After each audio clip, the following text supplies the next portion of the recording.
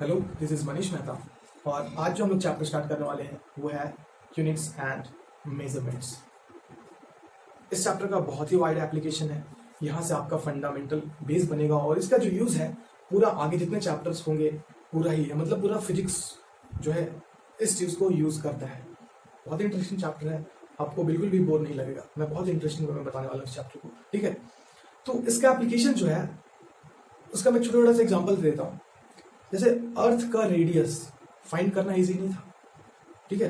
हम लोग बहुत छोटे इंसान हैं, अर्थ बहुत बड़ा है, रस्सी से भी नहीं मेजर कर सकते। देखने में तो स्फीयर है, अभी हमें पता है ये स्फीयर है, इसका रेडियस है, अभी तो हमारे पास वैल्यू है। बट कैसे मेजर किया होगा लोगों ने, कभी इमेजिन करते हो आप? इस चैप्टर के हेल्प से, इस चैप्टर के हेल्प से आप अर्थ का रेडियस मेजर कर सकते हो, ठीक। तो कैसे किए इस चीज को मैं थोड़ा सा बताता हूँ। वो ये है आप जो है जो बीच होता है ना, समुद्री किनारा, वहां बैठे हुए आप, बगल में नारियल का भी पेड़ है, ठीक है। थोड़ा सीन को हरा भरा बनाते हैं। तो आप बैठे हुए, आप जब बैठे हुए थे तो आपको देखा कि सनसेट कुछ देर में हो रहा है। लेट्स सपोज 2 सेकंड 3 सेकंड में सनसेट हो जा रहा है, या फिर 1 मिनट 2 मिनट में सनसेट हो जा रहा है। लेट्स सपोज 1 मिनट में तो सनसेट यहाँ से आपको दिख रहा है कि सूरज ऐसा है गोल गोल, ठीक है, उस साइड है समुद्र, तो वो सनसेट हो गया 1 मिनट में। लेकिन आप यहाँ से उछल करके आप चले जाओगे धीरे धीरे चल के जाना आपको यहाँ से, और यहाँ पे जाओगे, और यहाँ से जब देखते हो तो फिर से सूरज दिखेगा, और फिर उसके बाद देखते हो तो सनसेट कुछ देर के बाद होता है। जैसे सपोज फिर से 1-2 मिनट के बाद होता है, 1 मिनट के बाद, 2 मिनट के बाद। और इस पेड़ का ऑब्वियसली कुछ हाइट होगा। तो सिर्फ इन चीजों से हम लोग रेडियस ऑफ अर्थ बता सकते हैं। So interesting. कैसे अभी नहीं बताऊंगा, बहुत लेंदी पड़ेगा। बट ये जो सनसेट का टाइम है, यहां से जो देखा हमने उस सनसेट का टाइम, और सिर्फ ये हाइट, सिर्फ इतना ऑब्जर्वेशन हमारे लिए इनफ है कि हम अर्थ की रेडियस को बता दें, ठीक है। दूसरा चीज, आप रास्ते में जा रहे होते हैं, ठीक है, दूसरा एग्जांपल दे रहा हूं मैं। आप रास्ते में जा रहे होते तो आप जब गाड़ी में बैठे होते तो गाड़ी चल रही होती तो देखोगे जो पेड़ है वो पीछे जा रहे हैं, जो पेड़ जो हमारा रास्ता है उसके किनारे जो पेड़ लगे हैं वो पीछे जा रहे होंगे। लेकिन आप साथ ही साथ देखोगे कि जो दूर में है, माउंटेन है, मून है, ठीक है, या सन है, सन तो नहीं बोलूंगा, ठीक है, चलो सन, मून है, माउंटेन है, तो वो दिखता है। सन को देखोगे तो आंख जो है चुरा जाएगा। तो माउंटेन है, मून है, वो क्या दिखेगा कि वो आपके साथ जा रहा है, लेकिन पेड़ पीछे जा रहे हैं। ये क्यों, ऐसा क्यों, कभी सोचा आपने? सोचो, अगर नहीं सोचा है तो सोचो। यही तो है फिजिक्स। जब आप सोचना शुरू करते हो तो ही तो इंटरेस्ट आने लगता है, उसका आंसर मिलता है, या फिर आप कुछ उसमें आंसर खुद से सोचते हो, ठीक है। तो इसका आंसर मैं अभी नहीं दूंगा, आप सोचो, कुछ सोचते हो तो आप मेरे को कमेंट बॉक्स में बताओ। आगे जब आगे पढ़ाते जब मेरे को ऐसा लगेगा कि मैं उस चीज को पढ़ा चुका हूँ तो उस चीज का आंसर मैं जरूर दूंगा, ठीक है। तो ये है इसका सिंपल सा जो चीज है, इस यूनिट एंड मेजरमेंट की हेल्प से ही हम लोग करती है, ठीक है। तो इंटरेस्टिंग है भाई, ये चैप्टर जो है बड़ा इंटरेस्टिंग है। अब आते हैं चैप्टर पे। चैप्टर में जो बहुत पहले 100 साल 200 साल 300 साल पहले, ठीक है, 100 साल नहीं 200-300 साल पहले जो लोग हैं उनके पास मेजरमेंट के लिए एग्जैक्ट चीज नहीं था। मतलब हम लोग पढ़ रहे हैं फिजिक्स, हम लोग हर चीज जितना भी फिनोमेना अगल बगल हो रहा है सब चीज को ऑब्जर्व करते हैं, सब चीज पे एक्सपेरिमेंट करते हैं। तो उसके हमें क्या करना पड़ेगा, मेजर करना पड़ेगा, मापना पड़ेगा कि इसका लेंथ क्या है, इसका वेट क्या है। तभी तो हम लोग फिजिक्स में हर चीज का जो भी हम लोग फाइंड करना चाह रहे हैं वो कर पाएंगे। तो हमें जो सबसे फर्स्ट चीज जो जरूरत पड़ता है फिजिक्स में वो है मेजरमेंट का। मेजरमेंट से ही हमारा फिजिक्स स्टार्ट होता है। जितना भी एक्सपेरिमेंट्स फिजिक्स में, हर चीज एक्सपेरिमेंटल बेस्ड है। जितना भी ऑब्जर्वेशन करते हैं, जो भी चीज फाइंड करते हैं वो जो है एक्सपेरिमेंटल है, और उस एक्सपेरिमेंट को करने के लिए हमें करना होगा मेजर, और उसके लिए हमें चाहिए, मेजरिंग के लिए कुछ तो चाहिए, मेजरिंग स्किल्स, है ना। तो पहले जो है 100-200 साल पहले लोग कैसे मेजर करते थे? कुछ भी चीज मेजर करना होता था तो हाथ से मेजर करते थे, 1 हाथ 2 हाथ 3 हाथ, ऐसे करके 1 हाथ 2 हाथ ऐसे करके मेजर करते थे। 1 बीता, दूसरा बीता, तीसरा बीता, 1 फुट 2 फुट, ठीक है, ऐसे करके 1 फुट आपको तो मैं फुट नहीं दिखा सकता, ठीक है, एक बार चले दूसरा बार चले, फुट से, रस्सी से, इस तरीके से टेम्पररी चीजों को जुगाड़ लगा करके मेजर करते थे। बट इससे बहुत सारी परेशानी आने लगी। जैसे आपने कोई रस्सी या फिर कुछ भी चीज लंबा सा मंगवाया अमेरिका से, अगर अभी जो हम लोग 1 मीटर जो है आया है वो नहीं था, ठीक है, वो इसी चैप्टर के बाद आया है, तो समझो आपके समझिए आपके पास 1 मीटर नहीं है, तो आप लोग यूज कर रहे हो ये हाथ वाला, ठीक है। अब हाथ वाला अब यूज कर रहे हो तो 1 हाथ 2 हाथ, आप बोले कि मेरे को है ना 10 हाथ वो जो चीज है, जो भी रस्सी है वो भेज दो भाई। तो अमेरिका जो है वहां से भेजा, तो आप देखोगे मेजर करके यार ये तो 10 हाथ से छोटा है, क्योंकि वहां जो इंसान हो सके उसका हाथ थोड़ा छोटा होगा। मतलब इंसान जो है हाथ का जो साइज है वो तो वेरी करता है ना, तो वो वेरी कर रहा है, तो कहीं ना कहीं आपको परेशानी आने लगी, एक्यूरेसी में परेशानी आने लगी, मतलब एरर्स आने लग गया, आपने जो चाहा वो नहीं मिला। तो इससे जो है बहुत परेशानी आने लगा हर चीज में। जितना हम लोग फिजिक्स में जितना ज्यादा डिटेल में पढ़ने लगे, जितना अच्छा से हर चीज को जानने लगे, तो इसका परेशानी आने लगा। और इस चीज को आने लगा तो क्या किया, जो पूरे वर्ल्ड के साइंटिस्ट और फिजिसिस्ट थे वो बैठे मीटिंग किए और उन्होंने बोला कि भाई सबसे बड़ा प्रॉब्लम जो है वो तो इनिशिएशन ही है, कि अगर हम कुछ करना चाहते हैं तो हम मेजर ही नहीं कर सकते, तो हमें मेजर करना पड़ेगा ना। तो उस चीज के लिए हमें हर चीज को, इस दुनिया में बहुत सारी चीज है, हर वो चीज जिसके बारे में हम लोग फिजिक्स में पढ़ते हैं उसे फिजिकल क्वांटिटी कहते हैं, और हर वो चीज जिसको हम लोग मेजर करते हैं उसे हम लोग फिजिकल क्वांटिटी कहते हैं। फिजिक्स का हर वो चीज फिजिकल क्वांटिटी है जिसे हम लोग मेजर करते हैं। बहुत इंपॉर्टेंट डेफिनेशन है फिजिकल क्वांटिटी, इस चीज को आप देख लो, all those things which we can measure is called physical quantity. ठीक है, आज के बाद अगर आपको कोई पूछता है व्हाट इज फिजिकल क्वांटिटी, तो ये चीज को याद रखना है, जिस चीज को हम लोग मेजर करते हैं उसे हम लोग फिजिकल क्वांटिटी है। और इसी फिजिकल क्वांटिटीज की हेल्प से हम लोग बहुत सारी चीज को स्टडी करते हैं। फिजिकल क्वांटिटीज जैसे लेंथ, मास, टाइम करते हैं ना मेजर इन सब चीजों से। और भी क्या है, वेलोसिटी, आपने पहले पढ़ा होगा अगर तो मोमेंटम पढ़ा होगा उसे, फोर्स 19 में पढ़ा होगा, इलेक्ट्रिसिटी, हर चीज फिजिक्स में एक्सपेरिमेंट कर रहे हैं तो आपको मेजर करना पड़ेगा। तो ये सब चीज को फिजिकल क्वांटिटी बोलते हैं। तो ऐसे ऐसे फिजिकल क्वांटिटीज बहुत सारे हैं इस वर्ल्ड में, बहुत सारे अनगिनत। तो जब वो बैठे मीटिंग तो उनका दिक्कत है कि इतने सारे चीज है, इन सबको मेजर करने के लिए हम लोग एक्यूरेट डिवाइस क्या बनाए, तो सब चीज कर दी मेजर। तो उन्हें बहुत दिक्कत आने लगा, सब डिस्कस करने लगे, बोले नहीं ऐसा कुछ तो है नहीं पॉसिबिलिटी हमारे पास। तो वो और मीटिंग की सब अपना बुद्धि लगाए। तब फिर क्या आया कि सब चीज को मेजर करने की जरूरत नहीं है इस दुनिया में, हमें सब चीज मेजर नहीं करना है। जितने भी दुनिया में फिजिकल क्वांटिटीज हैं जो हम मेजर करते हैं वो कोई फाइनाइट नंबर ऑफ क्वांटिटीज से ही बने हैं। मतलब ये है कि उन्होंने क्या किया, बहुत ज्यादा एक्सपेरिमेंट्स किया, ठीक है, और बहुत ज्यादा दिमाग लगाया, तो उन्होंने ऑब्जर्व किया कि दुनिया में जितने भी फिजिकल क्वांटिटीज हम मेजर करते हैं वो 7 फंडामेंटल क्वांटिटी से बने हैं।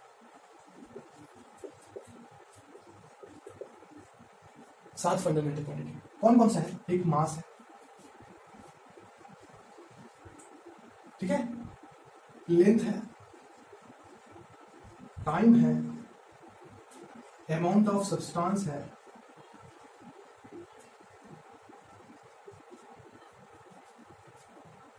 टेम्परेचर है, इसको हम लोग थर्मोडायनामिक टेम्परेचर बोलते हैं, या फिर टेम्परेचर में बोलता है, ठीक है, टेम्परेचर है,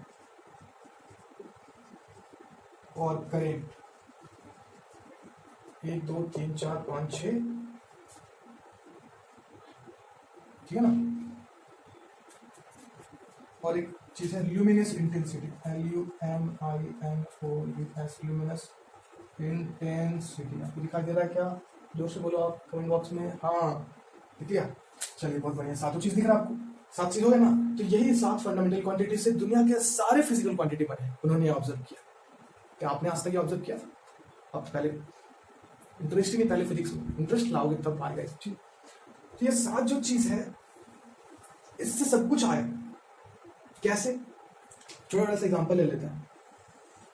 इन्हें हम लोग फंडामेंटल क्वांटिटी बोलते हैं या फिर बेस क्वांटिटी, मतलब इन्हीं पे सब कुछ बेस्ड है। और इसके अलावा जितनी भी चीजें सब इन्हीं से निकाले गए हैं, इन्हीं से डिराइव किए गए, तो उन्हें हम लोग कहते हैं डिराइव्ड क्वांटिटी।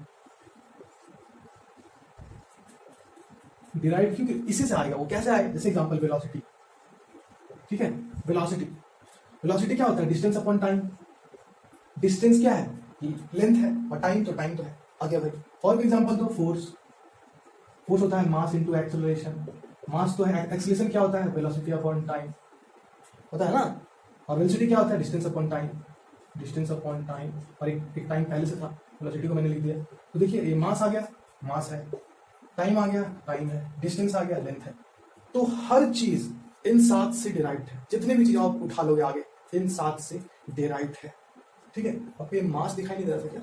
ये मास है, यहाँ पे लाइट आ रहा है शायद। ठीक है, तो इन 7 से डिराइव किया गया है। ठीक है, अब 2 चीज और है जो हम लोग मेजरमेंट के लिए यूज करते हैं, एंगल को मेजर करते हैं। ठीक है, एंगल को मेजर करने के लिए ये 7 चीज के अलावे भी तो ऐसा चीज है जिसका जो है एंगल को मेजर करते हैं, वो चीज जानना आपको इंपॉर्टेंट है। वो ये है, एंगल जो है, एंगल होता है ना, ये एंगल, इसको हम लोग मेजर करते हैं किसमें? रेडियन में।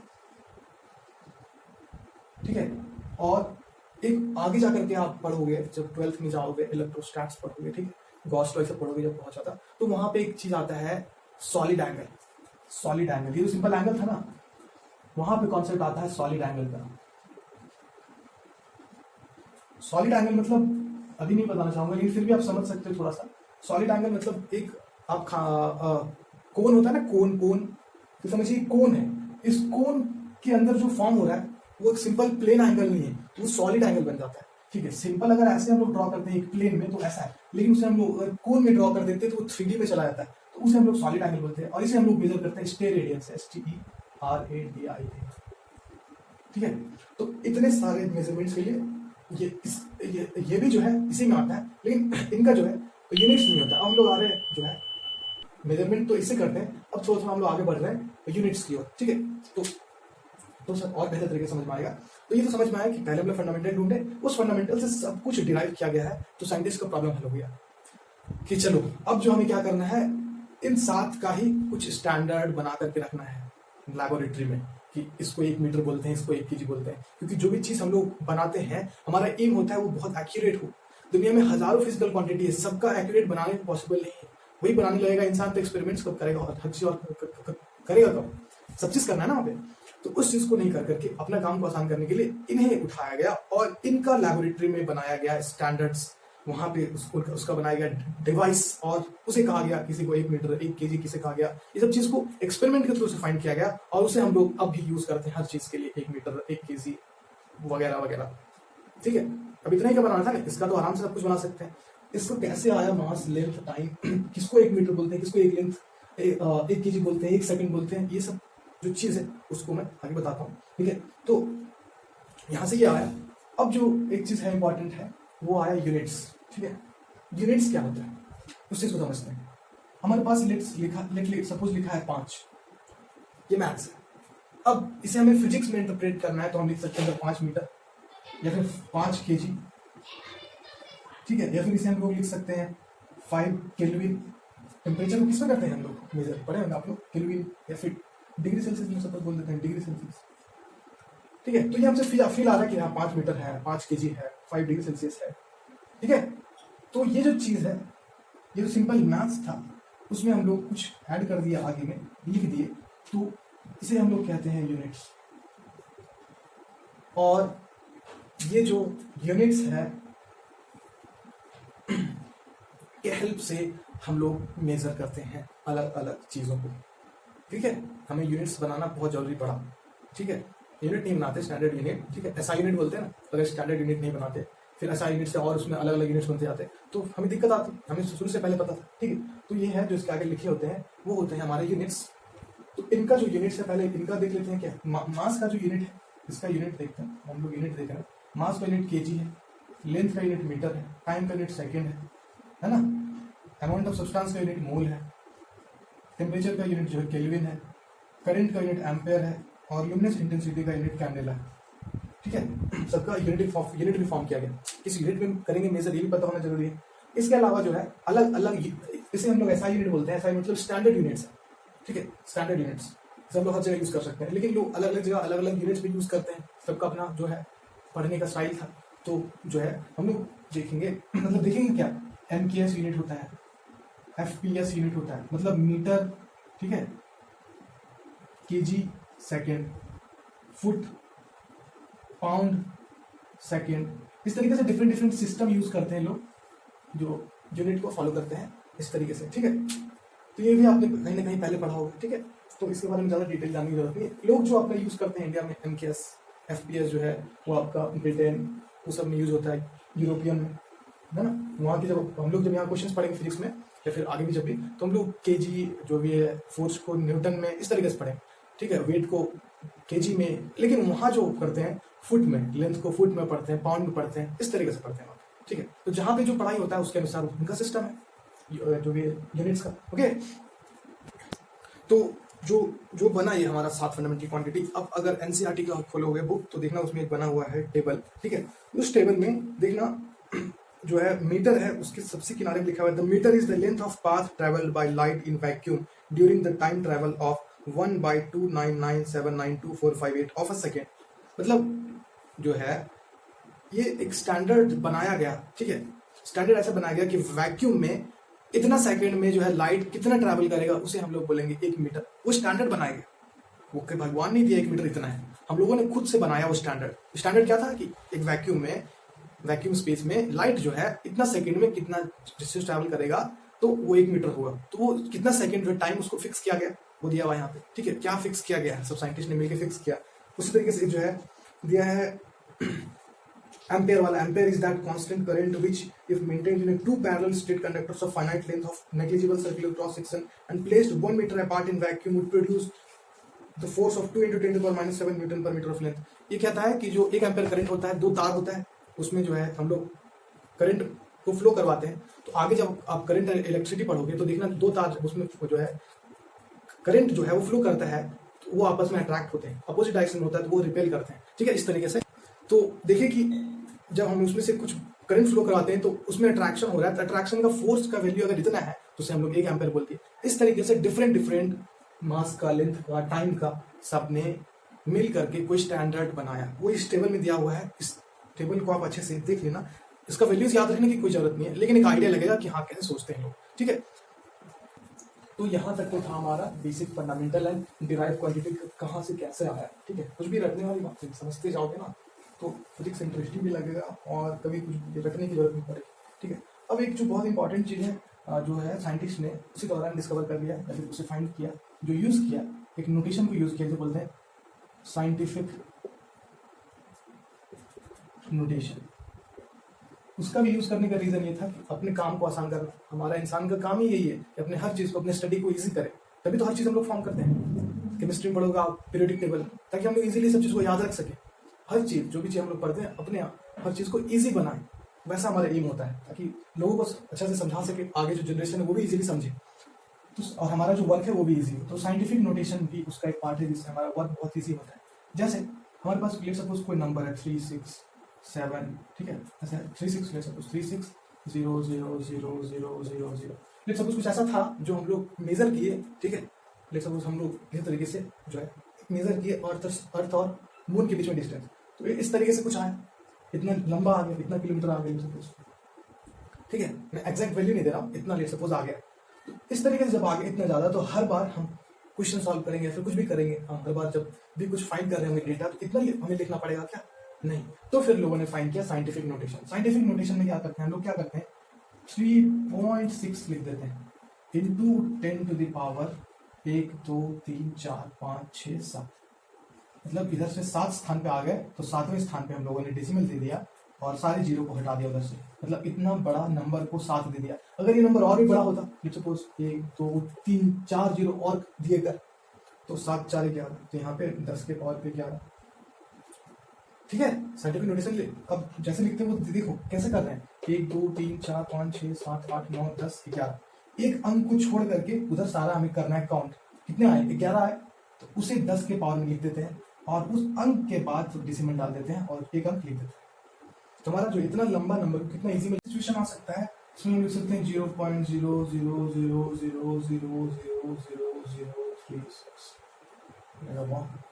तो आपने बहुत बड़ा नंबर लिख दिया, तो कैसे हमें बार बार लिखना पड़ेगा जब भी कुछ क्वेश्चन सॉल्व करेगा? तो नहीं, साइंटिफिक नोटेशन इसे इजी करेगा। क्या करेगा, इस डेसिमल को उठा करके हम लोग यहाँ रख देंगे और इतना रखेंगे तो हम क्या करेंगे 1 2 3 4 5 6 7 8 9 अंक के बाद रख रहे हैं, 9 डिजिट्स के बाद रख रहे हैं इस डेसिमल को। यहाँ से यहाँ डेसिमल है, इसके बाद आप डिजिट्स काउंट करोगे ना, 1 2 3 4 5 6 7 8 9 डिजिट के बाद रखे तो 3.6 आ गया, डेसिमल को उठा करके यहाँ रख दिए। इंटू 10⁻⁹ कर दिए। जितने डिजिट के बाद रखे उसे हम लोग माइनस के साथ 10 में हम लोग दिए लिख। तो ये भी एक मेथड है। जब हम लोग बहुत सारा था जीरो उधर से इधर रखते थे तो हम लोग प्लस लिख देते हैं, और इधर से उधर ले आते हैं डेसिमल को तो माइनस लिख देते हैं। ठीक है, इससे ये पता चलता है ये जो चीज है इसका यूज कब होता है, एटम्स के जो है रेडियस फाइंड करने में, उस समय हम इसको यूज करते हैं। एटम्स का रेडियस जो फाइंड करते हैं इतना छोटा होगा ना, इसको जितना मीटर होगा, बहुत स्मॉल मीटर है, इतना छोटा सा 0.000, इमेजिन नहीं कर सकते इतना छोटा, इतना मीटर होगा। ठीक है, तो इस तरीके से साइंटिफिक नोटेशन का यूज कर रहे हैं। अब साइंटिफिक नोटेशन के अलावा जो यूज किए वो है कुछ प्रीफिक्सेस का यूज किए। प्रीफिक्स जैसे नैनो, पिको, गीगा, किलोमीटर जैसे यूज करते हैं ना, किलो जो बहुत सिंपल सा है, मिली, ये सब तो आपने सुना ही होगा। ठीक है, ये सब भी आप देखना बुक में दिया हुआ। तो नैनो मतलब होता है 1 × 10⁻⁹ मीटर, नैनोमीटर। ये वाला प्रीफिक्स मतलब नैनो के साथ अगर मीटर यूज कर दिए तब यहाँ मीटर। ये प्रीफिक्स का मतलब होता है किसी भी चीज के साथ 10⁻⁹ मल्टीप्लाइड, इतना छोटा है वो। पिको मतलब 10⁻⁻12। गीगा मतलब 1 × 10⁻⁹। एक होता है मेगा, MEGA, मेगा, मेघा नहीं मेगा, मेघा याद आ गया, 1 × 10⁶। ठीक है, फिर मिली होता है, किलो होता है 1 × 10⁻3। इस तरीके से सारे को हम लोग प्रीफिक्सेस के थ्रू से लिख देते हैं। ठीक है, लिख देते हैं हम लोग। ऐसे लिखेंगे हम लोग कैसे, लेकिन हमारे पास कोई दिया होगा 1 × 10⁻⁹ मीटर दिया हो, इसे हम लोग लिख सकते हैं 1 नैनोमीटर। ठीक है, नैनोमीटर दिखाई दे रहा है क्या? ठीक है, या फिर इसे हम लोग 1 नैनोमीटर। ठीक है, इस तरीके से देंगे लिख हम लोग।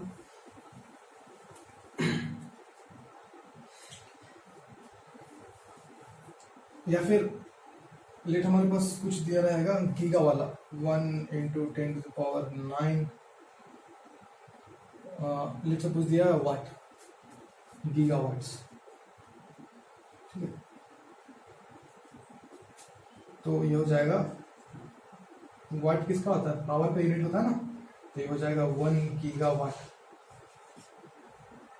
मतलब इतने बड़े नंबर को भी और छोटा हम लोग प्रीफिक्स में लिख सकते हैं। तो लोग और जितना इजी बनाने के लिए ये सब चीज करते गए, प्रीफिक्स का यूज किए, साइंटिफिक मेथड्स का यूज किए, उनका कैलकुलेशन इजी होता गया। ठीक है,